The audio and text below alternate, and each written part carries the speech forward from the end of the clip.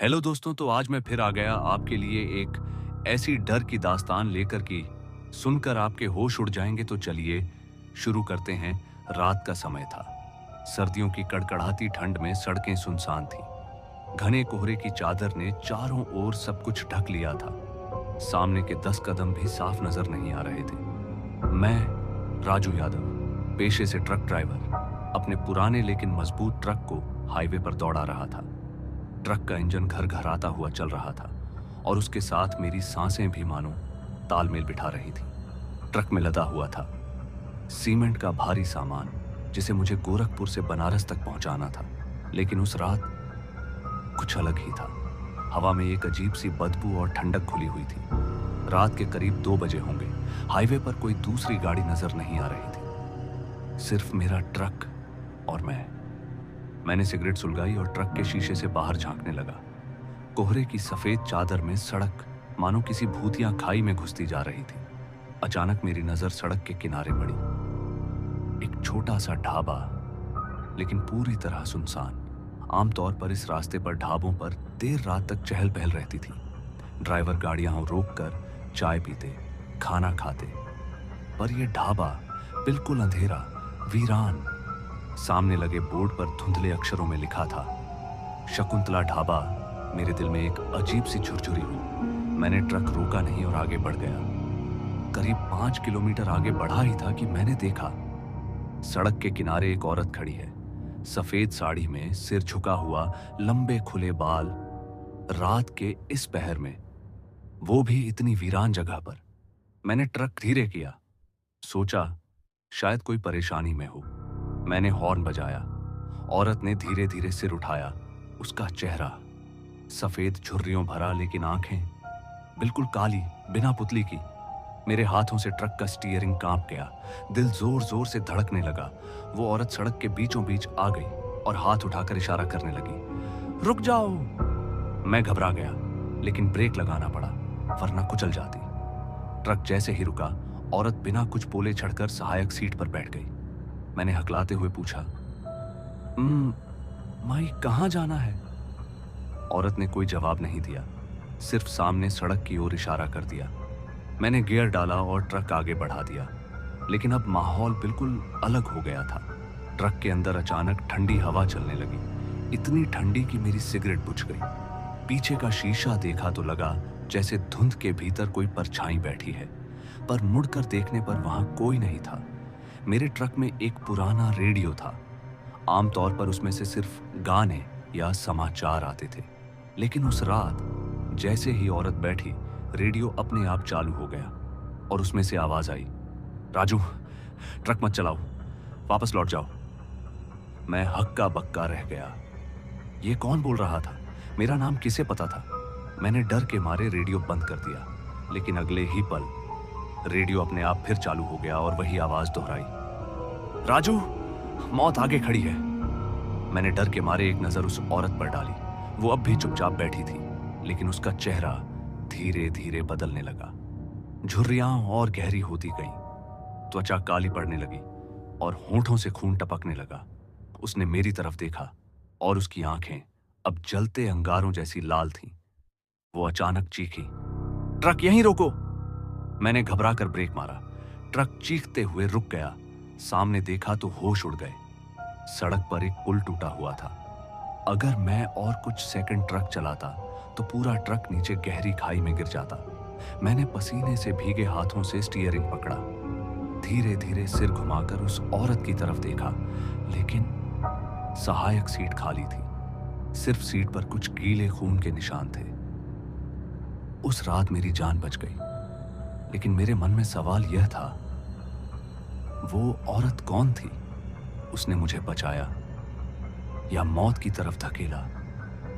और सबसे डरावना ये था, सहायक सीट पर पड़े खून के निशान किसके थे? ट्रक खाई में गिरने से बच गया था। मैंने गहरी सांस ली और अपनी धड़कनें संभालने की कोशिश की। पुल टूटा हुआ था, इसलिए मुझे ट्रक को घुमाकर वैकल्पिक रास्ते से जाना पड़ा। लेकिन अब मेरे दिमाग में सिर्फ वही औरत घूम रही थी, उसकी आंखें, उसकी चीख और फिर अचानक गायब हो जाना। मैंने सोचा शायद मैं थक गया हूं, नींद आ रही है, शायद सपना देख रहा हूं। पर फिर वही सवाल, अगर ये सब मेरा वहम था तो सीट पर खून कैसे आया? करीब आधा घंटा गाड़ी चलाने के बाद एक और ढाबा दिखा।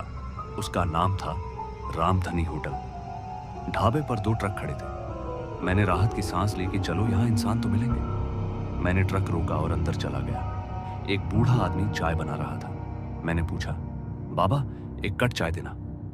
चाय मिलते ही मैंने उसकी तरफ देखा और हिचकते हुए पूछा, बाबा ये रास्ते पर कोई औरत रहती है क्या, सफेद साड़ी पहने? बूढ़े का हाथ अचानक कांप गया। गिलास से चाय छलक गई। उसकी आंखें चौड़ी हो गईं। वो धीमी आवाज में बोला, तूने देख लिया क्या? मैं हैरान रह गया। हाँ बाबा, रास्ते में खड़ी थी, ट्रक में बैठ गई, फिर अचानक गायब हो गई। बूढ़ा डरते डरते बोला, बेटा वो कोई औरत नहीं, भूत है। सालों पहले इसी हाईवे पर एक औरत ट्रक की चपेट में आ गई थी, उसी टूटी हुई पुल के पास। उसकी लाश गहरी खाई में गिर गई। तब से उसकी आत्मा रात के समय ड्राइवरों को नजर आती है, कभी मौत की तरफ धकेलती है, कभी बचा लेती है। किसे क्या करेगी कोई नहीं जानता। मेरे हाथ से चाय का गिलास छूटते छूटते बचा। दिल की धड़कन फिर तेज हो गई। ढाबे पर बैठे दूसरे ट्रक ड्राइवर भी बातचीत में शामिल हो गए। एक बोला, भाई मैं पिछले साल इसी रास्ते पर चल रहा था, अचानक रेडियो से अजीब आवाज आई, फिर देखा सफेद साड़ी वाली औरत। मैं डर के मारे बेहोश हो गया। होश आया तो पाया कि मेरा ट्रक सड़क किनारे खड़ा था, लेकिन सामान गायब था। दूसरा बोला, उस औरत से बचना मुश्किल है। कभी वो सहयात्री बनकर बैठ जाती है, कभी शीशे में दिखती है। सबसे डरावनी बात यह है, जहां भी वो दिखती है वहां किसी न किसी की मौत जरूर होती है। मैंने कांपते हुए पूछा, लेकिन आज तो उसने मेरी जान बचाई। अगर वो मुझे रोकती नहीं तो ट्रक खाई में गिर जाता। बूढ़ा मालिक बोला, बेटा मत समझना कि उसने तुझे बचाया। वो औरत खेल खेलती है, पहले बचाती है, फिर उसी को किसी और तरह मार डालती है। ये रास्ता मौत की सवारी कहलाता है। ढाबे से निकलकर मैंने फिर ट्रक स्टार्ट किया। अब रात के 3 बज रहे थे, लेकिन अब हर परछाई मुझे डराने लगी थी। कोहरे में लगे हर पेड़ का साया उस औरत जैसा लगता। रेडियो को मैंने निकाल कर फेंक दिया, पर डर ऐसा था कि हाथ कांप रहे थे।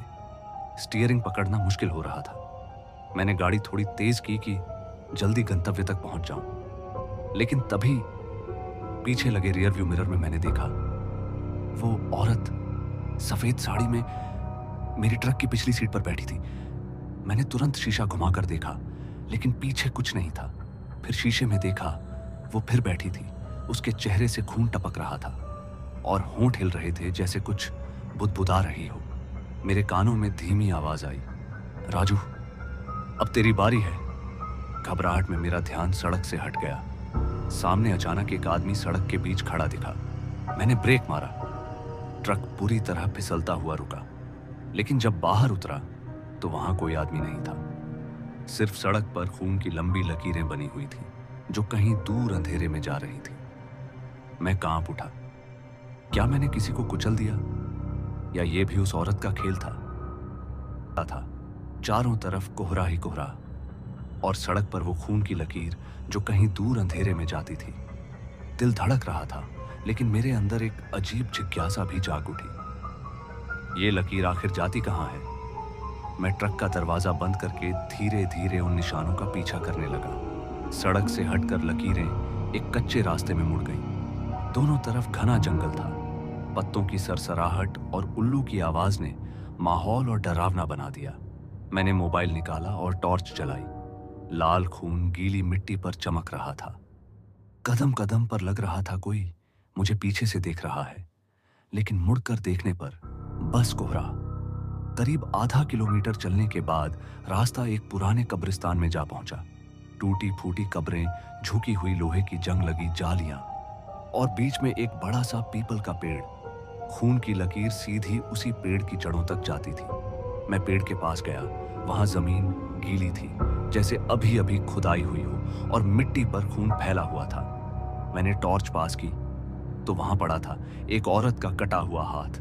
मैं चीख मारकर पीछे हट गया। दिल की धड़कन रुकने जैसी हो गई। अचानक पीछे से सरसराहट हुई। मैंने टॉर्च घुमाई और देखा, वो सफेद साड़ी वाली औरत कब्र के पीछे खड़ी थी। उसके एक हाथ में वही कटा हुआ हाथ था जिससे खून टपक रहा था। वो मुझे घूर रही थी। धीरे धीरे उसके होंठ हिले और आवाज आई, ये खून तेरा है राजू। मैंने डर के मारे भागना शुरू कर दिया। कब्रों पर ठोकरें खाते हुए किसी तरह ट्रक तक पहुंचा। मैंने इंजन स्टार्ट किया और ट्रक तेज दौड़ा दिया। सोचा अब इस रास्ते से सीधा निकल जाऊंगा, लेकिन ट्रक के अंदर माहौल बदल चुका था। डैशबोर्ड पर खून के छींटे थे, खिड़कियों पर हथेलियों के लाल निशान, और सबसे डरावनी बात, सहायक सीट पर कोई परछाई बैठी थी। धीरे धीरे परछाई साफ होने लगी। वो वही औरत थी, पर इस बार उसका रूप और भी भयावह था। आधा चेहरा सड़ा हुआ, आंखों से कीड़े निकलते हुए और होंठों पर खून टपकता हुआ। उसने धीरे से कहा, राजू, तू भी अब मरेगा जैसे बाकी मरे। मैं हिम्मत जुटाकर चीखा, कौन हो तुम? क्यों मेरे पीछे पड़ी हो? वो औरत हंसने लगी। उसकी हंसी पूरे ट्रक में गूंजने लगी। फिर बोली, मेरा नाम शकुंतला है। मैं चौंक गया। याद आया, रास्ते में मैंने जो वीरान ढाबा देखा था उसका नाम था शकुंतला ढाबा। क्या ये उसी शकुंतला की आत्मा थी? क्या उसका इस हाईवे से कोई रिश्ता था? अचानक मेरी आंखों के सामने अंधेरा छा गया। ट्रक की हेडलाइट बुझ गई और मेरे दिमाग में अजीब सी तस्वीरें उभरने लगी। मैंने देखा, एक जवान औरत ढाबे पर काम कर रही है। रात को कुछ ड्राइवर रुकते हैं, शराब पीते हैं और उस औरत से बदसलूकी करते हैं। औरत भागने की कोशिश करती है, लेकिन वो उसे पकड़ लेते हैं। उसके बाद चीखें, खून और लाश को पुल के पास खाई में फेंक दिया जाता है। फिर वही पुल टूटता है और उसके बाद से सड़क पर हादसे होने लगते हैं। अचानक मेरी आंख खुली। मैं फिर से ट्रक में था, लेकिन मेरा पूरा शरीर पसीने से भीगा हुआ था। जैसे ही मैंने होश संभाला, पीछे से सायरन सुनाई दिया। पुलिस की जीप मेरे ट्रक के पास आकर रुकी। एक इंस्पेक्टर बाहर निकला। उसने सख्त आवाज में कहा, ओए ड्राइवर, ट्रक रोक। रात को तू इधर क्या कर रहा है? मैंने ट्रक रोका और कांपती आवाज में सब कुछ बता दिया। सफेद साड़ी वाली औरत, खून की लकीर, कब्रिस्तान और शकुंतला का नाम। इंस्पेक्टर और सिपाही पहले हंस पड़े, लेकिन जब मैंने कब्रिस्तान का जिक्र किया तो उनके चेहरे उतर गए। इंस्पेक्टर ने धीमी आवाज में कहा, शकुंतला, हाँ, ये नाम हमने सुना है। 10 साल पहले यहां एक औरत की हत्या हुई थी। कहते हैं हत्यारे ट्रक ड्राइवर ही थे।